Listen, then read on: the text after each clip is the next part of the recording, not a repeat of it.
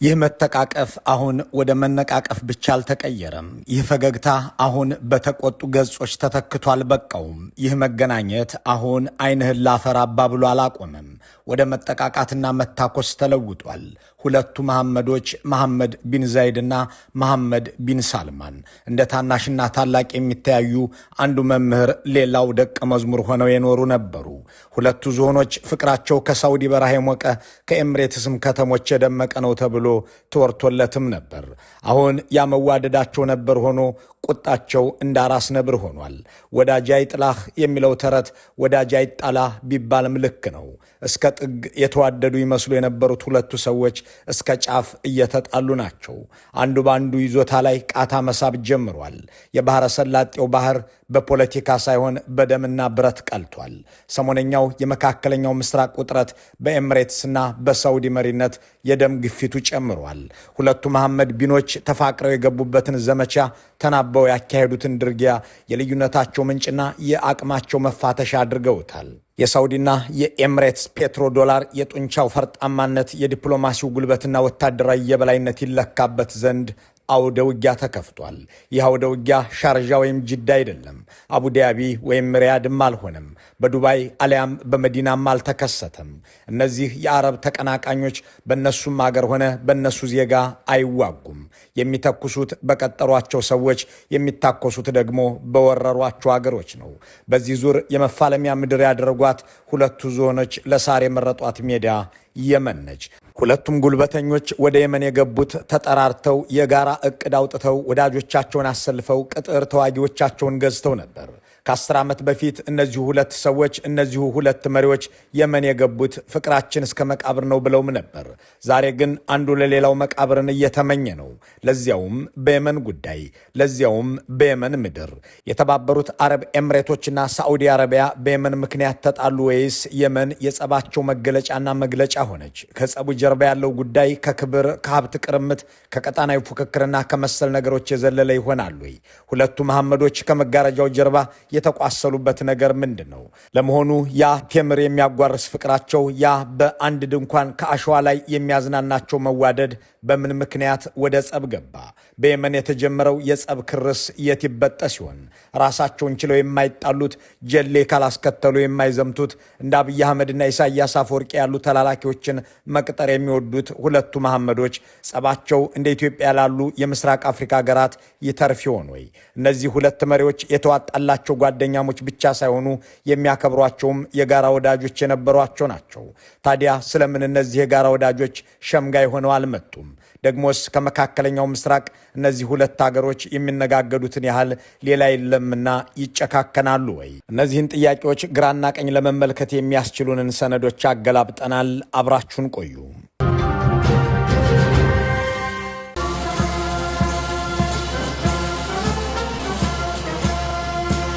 እነዚህ ሰዎች አብይ አህመድና ኢሳያስ አፈወርቂን ለማፈራረም ብዕርና ወረቀት ብቻ ሳይሆን ደረትን አልፎ የሚዘረጋ የአንገት ወርቅም አቅርበዋል። ብልጽግና ሲነግስ ረብጣ ዶላር ይዘው ማልደው አዲስ አበባ ተገኝተዋል። የአልቡርሃንንና ሄሚቲን መፈንቅለ መንግስት ለመደገፍ ካርቱም ሄደው የሚደጋገፉ ነበሩ። በግብፅ ኤልሲሲ ሙስሊም ብራዘርስ ቡድን አባረው ወደ ስልጣን ሲመጡ አጋፋሪዎቹ አቡዳቢና ሪያድ ነበሩ። መላረብን በካታር ላይ ሲያሳምጹ በጋራ ነበር። መሐመዶች ሶሪያንም ሆነ የመንን፣ ጋዛንም ሆነ ሊቢያን፣ ኢራንንም ሆነ ፍልስጤምን የሚመለከቱበት መነጽር አንድ አይነት ነበር። እነዚህ ሁሉ ነበሮች አሁን በመታኮስ ተተክተዋል።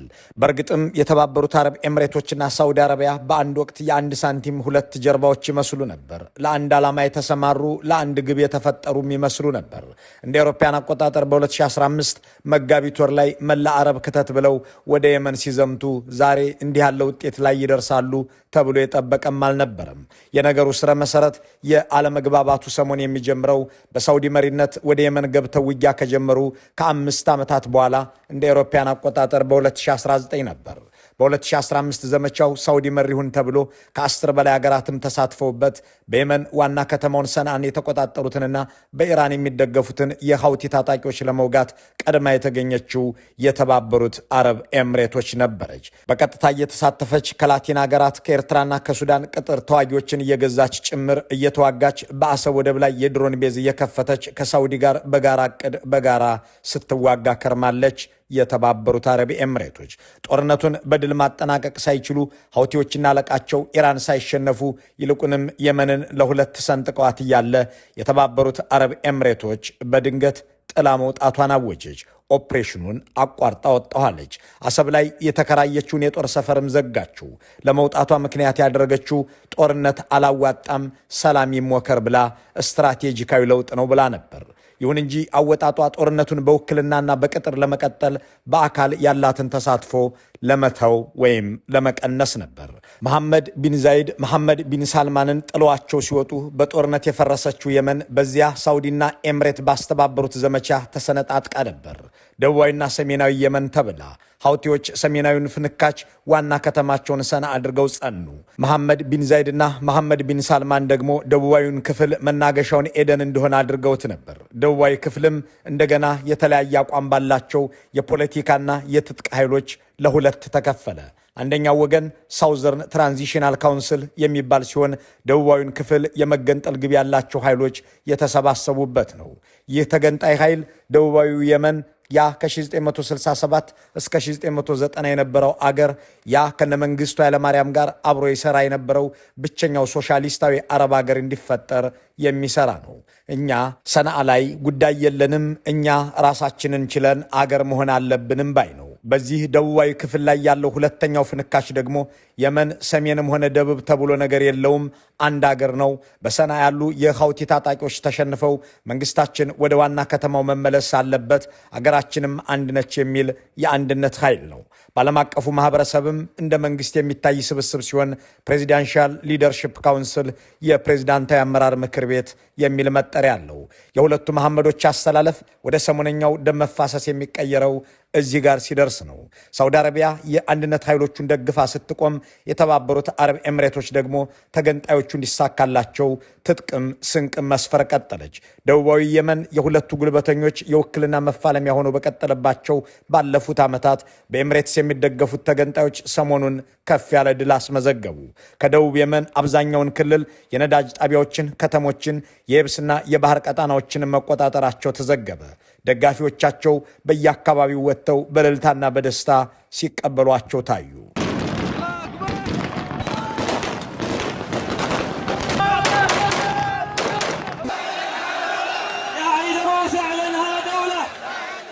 በኤምሬትስ የሚደገፉት የደቡብ የመን ተገንጣዮች ዓለም አቀፍ እውቅና ያለውንና በሳውዲ አረቢያ የሚደገፈውን የፕሬዝዳንታዊ አመራር ምክር ቤት እያሸነፉ አብዛኛውን ቀጣና ሲቆጣጠሩ ሪያድ በእልህና ቁጣ ተከሰተች።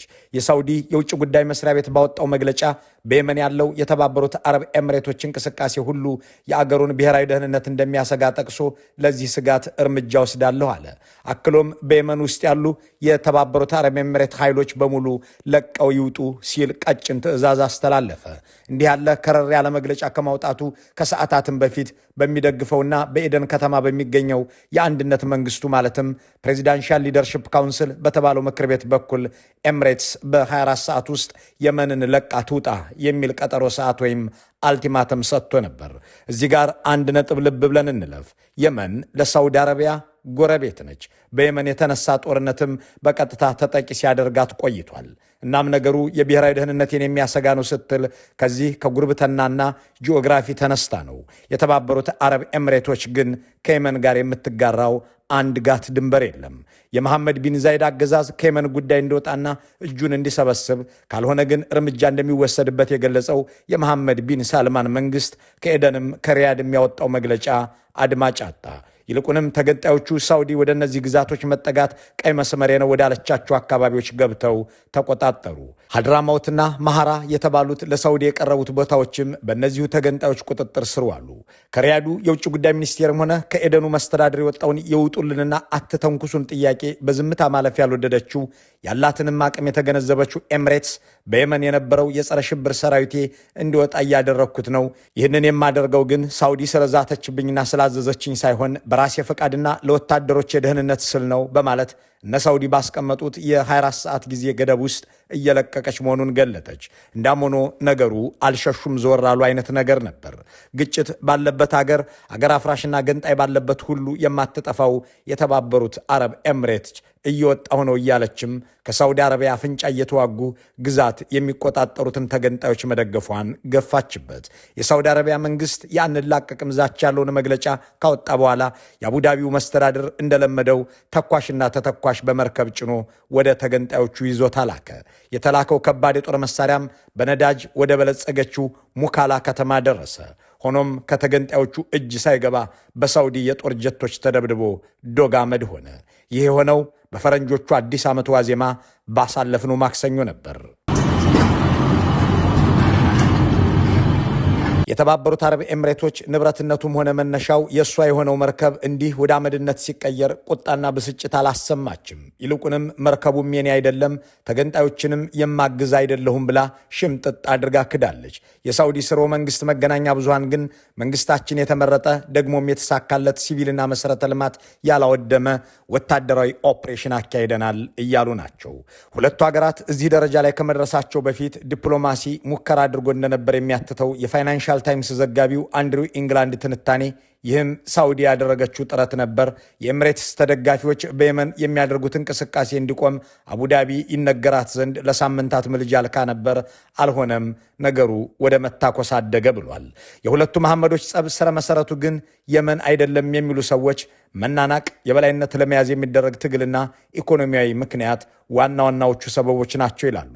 አስተያየታቸውን ለሮይተርስ ያጋሩ አንድ የአሜሪካ ባለስልጣን የሁለቱን መሪዎች ልዩነት የሚገልጹት በቀጣናው ቁልፍ ሰው ሆኖ ለመውጣት የሚደረግ ፉክክር ያመጣው ግለሰባዊ ብልጫ ነው ብለው ነው። ዎል ስትሪት ጆርናል የሳውዲ አረቢያው ንጉሥ መሐመድ ቢን ሳልማንና የተባበሩት አረብ ኤምሬቶች ፕሬዚዳንት መሐመድ ቢን ዛይድ እልም ባለ ጸብ ውስጥ ቅልጥ ባለ ኩርፊያ ውስጥ መሆናቸውን በጥልቀት ያጋለጠ ሚዲያ ነው።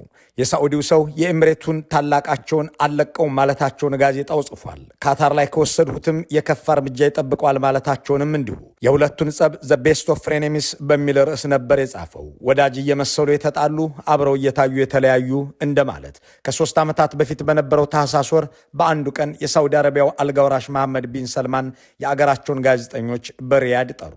ሁሉንም ጋዜጠኞች መቅረጸ ድምፃቸውንና የቴሌቪዥን ካሜራዎቻቸውን እንዲያጠፉ ካዘዙ በኋላ የማይጠበቅ መልእክት መናገር ጀመሩ። ለአስርታት እንደ ወዳጅ ያቀረብናት አጋራችን መስላ ያስጠጋናት የተባበሩት አረብ ኤምሬቶች ከጀርባ ወግታናለች። ምን ማድረግ እንደምንችል አላወቁም። አሳያቸዋለሁ ሲሉ ተደመጡ።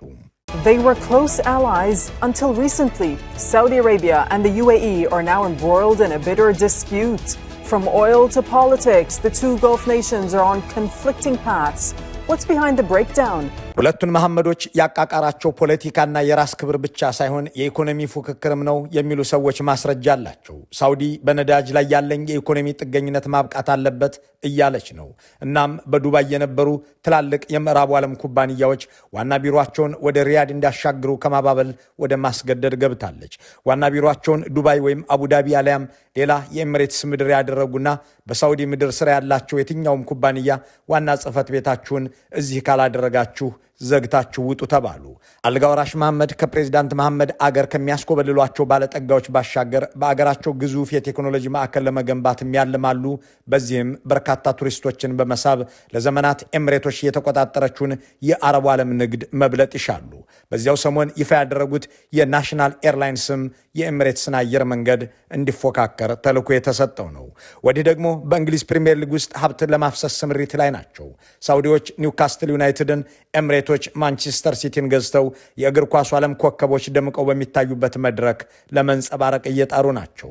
ይህ ሁሉ ሲሆን የኤምሬቶቹ ፕሬዚዳንት በሳውዲው ንጉሥ ላይ ጥርስ ነክሰዋል። በድብቅም የከፉ ጥፋቶችን ፈጽመዋል ሲሉ አልጋ ወራሹን ይከሷቸዋል። የሁለቱ መሐመዶች ጸብ ምክንያቱ ብዙ ነው የሚሉት አራቱ የዎል ስትሪት ጆርናል ዘጋቢዎች በየመን ጉዳይና በነዳጅ ላኪ ሀገራት ድርጅት ውስጥ ባሳዩት አቋምም አለመግባባት ውስጥ ሲገቡ ነው መሐመድ ቢን ሰልማን ያንን ዝግ ስብሰባ ከጋዜጠኞች ጋር ያደረጉት ይላሉ። አልጋ ወራሹ እንዲህ አሉ። ለኤምሬቶች የምንፈልገውን ዘርዝረን ልከናል። ይህንን ሊቀበሉት አልወደዱም። የማይቀበሉት ከሆነ የከፋ እርምጃ እንደመወስድ ማወቅ አለባቸው። ምናልባትም በ2017 በካታር ላይ ከወሰድሁትም የባሰ ብለዋል። በእርግጥ አልጋ ወራሹ ከዚያን ጊዜ ወዲህ ተከታታይ ዲፕሎማሲያዊ ስራዎች ውስጥ ተሰማርተው ታይተዋል። በ2018 ጋዜጠኛ ጀማል ካሹጌን እንዲገደል ትዕዛዝ ሰጥተዋል በሚል ዓለም ሁሉ አውግዟቸው የነበሩት አልጋ ወራሽ መሐመድ ቢን ሳልማን ዲፕሎማሲያዊ መገለሉን ለመላቀቅ ልዩ ልዩ ተግባራትን አከናውነዋል። ከኢራን ጋር ለመታረቅ ቻይናን ምልጃ ላኩ። በሶሪያ ውስጥ መንግስት እንዲፈጠርና በአገሪቱ ላይ የተጣለው የአሜሪካ ማዕቀብ እንዲነሳ ለማድረግ ተጉ። ይሄኛው ሙከራ ከዚህ በፊት በኤምሬቶች ተሞክሮ የነበረ መሆኑ ደግሞ ለየት ያደርገዋል። ከእስራኤል ጋር ግንኙነት ለመጀመርም አሜሪካን ጣልቃ እንድትገባ ጋበዙ። ይህንንም ኤምሬቶች ከዚያም በፊት የፈጸመችው ነበር።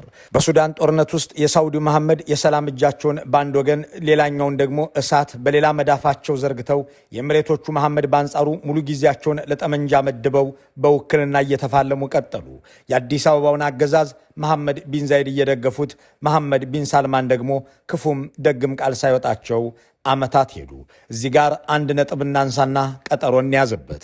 ኤምሬትስ በገባችበት ቦታ ሁሉ የምትደግፈው ተገንጣዮችንና ማዕከላዊውን መንግስት የሚፋለሙ አገር አፍራሽ ታጣቂዎችን ነው። በኢትዮጵያ ግን መንግስት ነኝ ብሎ የተቀመጠውን አካል ነው የምትደግፈው። ጥያቄው ለምን የሚል ይሆናል። ይህንን በቅርቡ እንመለስበታለን። የኤምሬቶቹ ፕሬዚዳንት የሳውዲውን አለቃ በግልጽ ቋንቋ አስፈራርተዋቸዋል የሚለውን የጻፉት የዎል ስትሪት ዘጋቢዎቹ የምታደርገው ሁሉ ግንኙነታችንን ጣጣ ውስጥ የሚከተው ነው። ሩሲያ ጋር ያለህ ቅርርብ በነዳጅ ሽያጫችን ላይ ተጽዕኖ አለው። ሳታማክረኝ ከኢራን ጋር ለመወዳጀት እየጣርክ ነው። እናም አቁመው ሲሉም ገጽጸዋቸዋል ይላሉ። ከዚያ በኋላ በሪያድ በተካሄደ የአረብ ሊግ ስብሰባ ላይ ሳይሄዱ ቀሩ። ሶሪያ ወደ ሊጉ እንድትመለስ ድምፅ በተሰጠበት የግንቦቱ ጉባኤም ላይ አልተሳተፉም። የቻይናው ፕሬዚዳንት ሺ ወደ ሳውዲ በሄዱ ጊዜም የአቡዳቢው ሰው አልተሻገሩም። ይህ በፍቅራቸው ዘመን ቢሆን ኖሮ የማይጠበቅ ነበር። በምላሹ መሐመድ ሰልማንም ኤምሬቶች ባዘጋጀችውና ከአንድ ዓመት ተኩል በፊት በተካሄደው የአረብ ሊግ ጉባኤ ላይ አልተገኙም። የዚህ ሁሉ ጸብ ምንጩ ምንድን ነው የሚለው ጉዳይ የሚመልሱት የዓለም ቀውሶች ተመራማሪው ዲና ኢስፋንዲያሪ የልዩነታቸው ምክንያት መሐመድ ሰልማን ከመሐመድ ቢን ዛይድ ጥላ ለመላቀቅ መወሰናቸው ነው ይላሉ። ላለፉት ዓመታት የሳውዲው መሐመድ ተማሪ፣ የኤምሬቶቹ መሐመድ ደግሞ አስተማሪ ሆነው የዘለቁበት መንገድ እንዲያበቃ አልጋ ወራሹ መወሰናቸው የግንኙነታቸውን መስመር አሳስቶታልም ይላሉ። እናም እነዚህ ሁለት ጉልበታሞች ስለተቃቀሩ የየመን ሕዝብ አገሩንም ሕይወቱንም ሀብቱንም እያጣ የውክልና ጦርነታቸው መፋለሚያ ሆኗል። በቀጣይስ የሚለው ደግሞ በቀጣይ እንመለከተዋለን። መልካሙን ሁሉ በመመኘት በዚሁ እንሰናበታለን።